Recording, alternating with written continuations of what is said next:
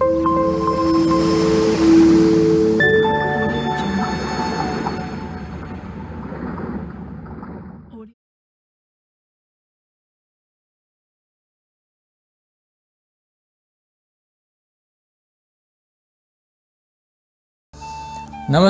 सत श्री अकाल, वणक्कम। मैं अरुण व्यास फागुन फिल्म में आपका स्वागत करता हूं। सबसे पहले तो मैं सभी दर्शकों का हाथ जोड़कर बहुत ही धन्यवाद करता हूं कि पिछले जो वीडियो मैंने बनाया था उसका आप लोगों ने इतना प्यार, इतना दुलार दिया। तो आज के वीडियो में फिर एक स्टोरी है जो है भगवान श्री कृष्ण और भगवान शिव के बीच में। ऐसा है कि भगवान शिव और कृष्ण का संबंध बराबर रहा। जब भगवान अवतरित हुए थे धरती पर, तब से लेकर उनके युवा होने तक भगवान शिव बराबर उनके दर्शन करने जाते रहे थे। जब वो बाल्यावस्था में थे तो उनके बाल्यावस्था के चर्चे चारों तरफ फैले हुए थे, तो भगवान शिव उस समय भी वहाँ आए थे साधु का वेश धरकर उनकी बाल लीलाएँ देखने के लिए। फिर जब उनकी बांसुरी का बहुत प्रचलन हुआ, बहुत प्रसिद्धि हुई कि कोई वहाँ पे कान्हा है जो बहुत ज़ोरदार, बहुत ही शानदार बांसुरी बजाता है, तो भगवान शिव बांसुरी सुनने के लिए भी गए थे। और आपको शायद पता हो कि वो अपने साथ ऋषि दधीच की अस्थि से बनी हुई बांसुरी लेके गए थे। शिव हैं तो वो तो ऐसे ही गिफ्ट ले जा सकते हैं, और ऐसे ही उनका संबंध रहा। वैसे श्री कृष्ण को सबसे पहले जिसने बांसुरी दी थी उसका नाम धनुआ था, जो कि गली में बांसुरी बेचने वाला था, जिसने श्री कृष्ण को जब बाहर बैठे थे तब उन्होंने अपनी हाथ से बांसुरी दी, और वहाँ से श्री कृष्ण की बांसुरी की जो धुन चली, जो आज तक चली रही है, और उसी धुन, उसी की मधोसी में सारा सनातन संस्कृति डूबी रहती है। तो चलो आप कहानी पे आते हैं। भगवान श्री कृष्ण जब बड़े हुए थोड़े, तो उनकी रास जो होती थी उसके चर्चे बहुत होते थे। हमारी सनातन संस्कृति एक ऐसी है जहाँ पे ये माना जाता है कि धरती पर अगर आपको कुछ करना है तो जन्म लेना पड़ेगा। तो हमारे परमपिता परमेश्वर यहाँ पे जन्म लेते थे, अवतरित होते थे, उसके बाद वो सारा कार्य कर पाते थे। दूसरे लोगों को दूसरे धर्मों में तो उनके दूतों के थ्रू, उनके मीडिएटर के थ्रू उनको काम करना पड़ता है, लेकिन हमारे यहाँ परमपिता परमेश्वर भगवान श्री कृष्ण खुद जन्म लेते हैं और सारा कार्य भी करते हैं। तो श्री कृष्ण की रास के चर्चे थे, सारी दुनिया में फैली हुई थी। तो कैलाश पर्वत पर भगवान शिव और पार्वती के पास भी इसकी बात पहुँची कि ये रास के बहुत चर्चे हैं। और शरद पूर्णिमा का जो रास होता था वो बहुत ही कोई अलग तरह का होता था। कहा जाता था कि 6 महीने जो श्री कृष्ण रास करते थे उसका पूरा जो फल है वो एक रास में, शरद पूर्णिमा को किए गए रास में मिलता था। और रास हमारे एक तो बड़ी समस्या रही है कि भगवान श्री कृष्ण को सनातन संस्कृति के विरोधियों ने एक अलग रूप में पेश किया। रास मतलब ऐसा है, कामुक क्रियाएं जैसे होती है ना, ऐसे कई फिल्मों में ऐसे संवाद भी आए हैं कि कृष्ण करे लीला हम करे तो पाप। अब किसको समझाएं अंगूठा छाप लोगों को कि वो योगेश्वर हैं, तीनों लोक के मालिक, इस सृष्टि के रचयिता, उनको ये करना वो करेंगे? उनको सब ये सब करने के लिए सारे ये नाटक करने की जरूरत है? जब जिसने सब सृष्टि रचाई है, ये फूल पत्ती पेड़ इंसान जानवर सब कुछ जब उसे न बनाया तो सब गण हो जाए उनके सामने। तो ये हमें सोचना चाहिए कि हम इन सब बातों को ध्यान नहीं देना चाहिए, क्योंकि हमारी सनातन संस्कृति आदिकाल से चली आ रही है और कृष्ण का बड़ा बोलबाला है उसमें। तो भगवान श्री कृष्ण का रास जो था वो बड़ा प्रसिद्ध था, और उसमें उनकी गोपियाँ जो उस रास में आती थी, गोपियाँ जो होती थी वो उनकी खुद की बेसिकली कलाएँ ही हैं। और भगवान श्री कृष्ण का एक मानना था, ये शायद किसी ने बताया नहीं होगा, भगवान श्री कृष्ण ने जब 16 साल की उम्र में मथुरा चले गए थे तो 16 से लेकर 21 साल तक वो आध्यात्म दुनिया में रहे थे। उन्होंने आध्यात्म ग्रहण किया था, आध्यात्म ही में काम किया उन्होंने। और उस टाइम पीरियड में उन्होंने पूरे उत्तरी भारत में करीब 1000 से ज़्यादा आश्रम का निर्माण किया, क्योंकि वो सारे युवाओं को, सबको आध्यात्म से जोड़ना चाहते थे। वो चाहते थे कि आध्यात्म उनके जीवन का हिस्सा बने, कि जब आध्यात्म जीवन का हिस्सा बनता है तो आदमी में एक एनर्जी आ जाती है, तो वो हर कार्य को करता है तो सफल होता है और हर कार्य उच्च होता है। तभी तो हमारा भारत सोने की चिड़िया था कोई समय में, क्योंकि हम सभी उस समय उस सिस्टम से जुड़े हुए थे। जब इंग्लैंड में पहली बार स्कूल खुला था, तब हमारे यहाँ 7.5 लाख से ज़्यादा गुरुकुल थे। ये हमारी उच्च संस्कृति थी। लेकिन देश काल परिस्थिति, ये अलग चैप्टर है, इसके ऊपर हम कभी और बात करेंगे। अभी हम बात करते हैं हमारे रास पे। तो भगवान शिव को भी इच्छा हुई रास देखने की। माँ पार्वती ने कहा चलो आज शरद पूर्णिमा, आज तो जाना ही जाना है, क्योंकि आज जो हमें पुण्य मिलेगा और आज हमें जो मिलेगा वो 6 महीने की सारी मेहनत का फल एक दिन में, एक रात में मिल जाएगा, चलो। और जब भगवान श्री कृष्ण रास में बीच में खड़े होकर जब बांसुरी वादन करते थे, तो जो उसके चारों तरफ नृत्य करने वाली गोपियाँ थी, उनको एक अध्यात्म शक्ति मिलती थी। आप एक छोटी सी बात नोट कीजिए, आप जब मंदिर जाते हैं तो मंदिर में एक अलग एनवायरनमेंट होता है ना, वो एक एनर्जी होती है, पॉजिटिव एनर्जी।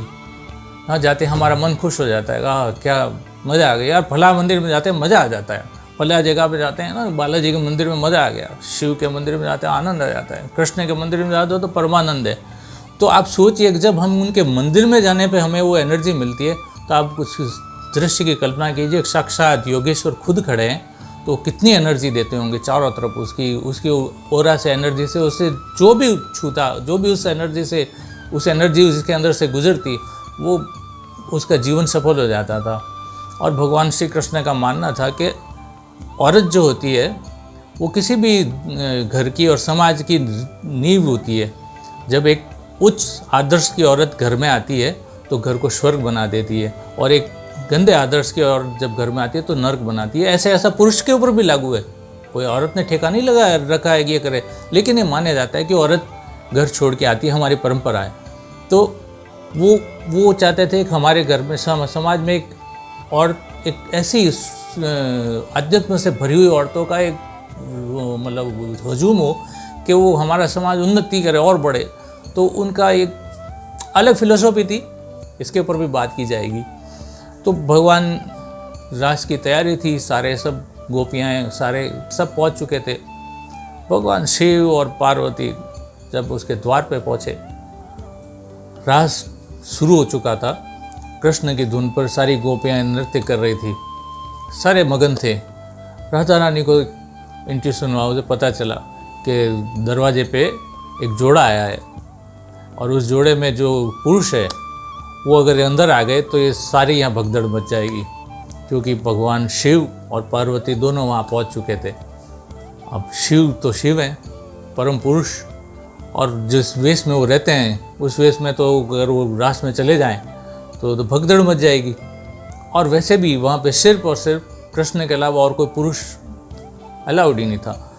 तो उन्होंने, राधा रानी ने अपनी 2 सहेलियों को भेजा, ललिता और वशिका को। ललिता और वशिका जब दरवाजे पे गई उन्हें रिसीव करने के लिए, उन्हें बुलाने के लिए, तो उन्होंने शिव को देखा, देखते वो दंग रह गई कि ये। तो उन्हें हाथ जोड़कर विनती की माँ पार्वती से, देखिए माँ, आप तो अलाउड हैं, आप आ सकती हैं, लेकिन शिव नहीं आ सकते, आपके पति अंदर नहीं आ सकते, क्योंकि वहाँ सिर्फ एक ही पुरुष अलाउड है, और वो श्री आदि योगेश्वर श्री कृष्ण ही अलाउड है, तो माफ़ कीजिए, आप तो नहीं आ सकते। तो भगवान शिव ने कहा कि तो मैं अंदर कैसे जा सकता हूँ? तो ललिता ने कहा कि आप एक काम कीजिए, आप यमुना माँ के शरण में जाइए, वो इसका कुछ रास्ता हल निकाल सकती है। तो पार्वती माँ को तो अंदर ले जाया गया, और शिव उल्टे पैर यमुना माँ के पास गए। जाके उन्होंने विनती की कि माते, मैं चाहता हूँ कि जिस उद्देश्य से आया हूँ मैं वो पूरा करूँ, मैं भी रास का हिस्सा बनूँ, लेकिन जैसे तुमको पता है कि अंदर सिर्फ औरतों का ही जाना है अलाउड है, तो मैं तो जा नहीं सकता। माँ यमुना ने कहा कि एक काम कीजिए, आप मेरे नदी में सिर्फ एक डुबकी लगाइए, फिर देखते हैं। भगवान शिव ने माँ यमुना को याद करके डुबकी लगाई। जैसे ही वो पानी से बाहर आए तो वो एक बहुत ही खूबसूरत महिला में परिवर्तित हो चुके थे। लेकिन इसमें एक प्रॉब्लम हो गई कि भगवान के शिव के वस्त्र वही थे क्योंकि वो जिस वस्त्र शरीर बदला उनके कपड़े थोड़ी बदले। अब बड़ी प्रॉब्लम हो गई, अब क्या करें। तो जो ललिता वहाँ खड़ी थी उसने भगवान शिव को कहा कि आपको इस वस्त्र में तो मैं अंदर नहीं जाने दूंगी क्योंकि ये वस्त्र तो वहाँ है नहीं अलाउड, तो आपको वस्त्र चेंज करने पड़ेंगे, बदलने पड़ेंगे। शिव ने कहा कि अब मैं ये वस्त्र कहाँ से, दूसरे वस्त्र कहाँ से लाऊंगा। तो आप देखिए कई पेंटिंग में आपको, जैसे आचार्य सदगुरु जग्गी बसु ने बताया था कि पेंटिंग में आपको कई बार जगह पे मिलेगा कि भगवान शिव ऐसे हाथ करके खड़े हैं और एक औरत का हाथ एक दरवाजे के पीछे से आया हुआ है जो उसके शिव के हाथ में कपड़े दे रहा है, क्योंकि वो उस समय वो ललिता ही वहाँ अवेलेबल थी और उसके पास एक ही वस्त्र थे। तो भगवान शिव को उन गोपी ने अपने कपड़े दिए, शिव ने गोपी के कपड़े पहने और अब उनके पास वीजा था अंदर जाने का। तो शिव रास में प्रवेश कर गए।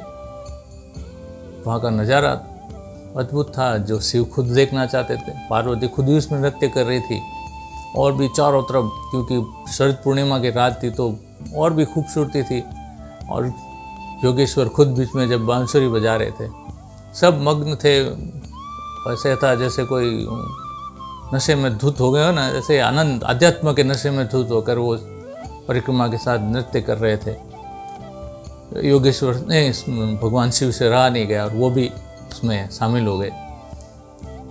भगवान शिव ने सोचा मैंने रूप बदल लिया है, अब क्या, कृष्ण को कहाँ पता चलेगा। लेकिन वो योगेश्वर हैं तीनों लोक के राजा, तीनों लोक के मालिक, उसे क्या नहीं पता, उन्हें सब पता था। वो मग्न होकर बांसुरी बजाते सब देख रहे थे। जैसे ही शिव नृत्य करते करते करते उसके श्री कृष्ण के पास से गुजरे और श्री कृष्ण ने उनका हाथ पकड़ लिया और बोले, गोपेश्वर आपका स्वागत है।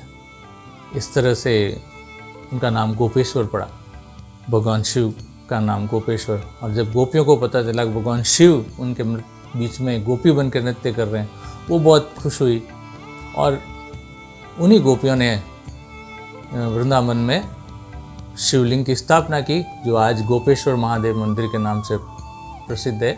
आप जब भी जाएं तो आप दर्शन कर सकते हैं, क्योंकि ये साक्षात उस आदिकाल का बना हुआ मंदिर है और गोपियों द्वारा स्थापित शिवलिंग है, क्योंकि शिव खुद थे गोपी के रूप में। इस तरह से शिव का एक नारीत्व भी रूप भी हमें देखने को मिलता है। और अद्भुत लीला है कृष्ण की और अद्भुत लीला है भगवान शिव की। और यही हमारे सनातन संस्कृति का क्या कहते हैं कि आनंद है कि यहाँ चारों तरफ अगर आप इसमें रम जाएं तो परमानंद है। मैं आज इस छोटी सी कहानी को यही समाप्त करता हूँ और युवाओं से यही अनुरोध करूँगा कि आध्यात्मिक शक्ति से जुड़ें।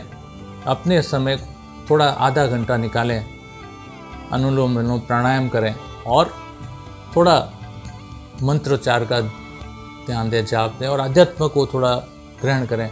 आप करके देखिए, जो तनाव फ्रस्ट्रेशन वो होता है ना, जगह जगह पे भी डिप्रेशन, हार और परीक्षा में सफलता नहीं मिलना, ये सब धीरे धीरे ख़त्म हो जाएगा।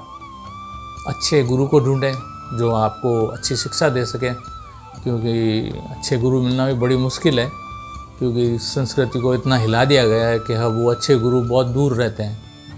तो हमें प्रयास करना चाहिए कि हम अच्छे साधु संतों को प्रोत्साहित करें, न कि ढोंगियों को, और उनसे गुरु ज्ञान लें, गुरु मंत्र लें और अध्यात्म से जुड़ें। आप बहुत आगे तक जाएंगे अगर अध्यात्म को रखेंगे साथ में। आप देखें हमारा माननीय प्रधानमंत्री जी को कि वो अध्यात्म से हमेशा जुड़े रहते हैं, तो आज देखिए उनकी प्रसिद्धि कितनी चारों तरफ है और उनके सामने कोई नहीं टिकता। ऐसे ही होता है, जब कृष्ण से अर्जुन जुड़ा तो महाभारत जीत गया। तो आप जुड़िए श्री कृष्ण से, कृष्ण के आध्यात्म से जुड़िए और आनंद लीजिए। जय श्री कृष्णा। राधे राधे।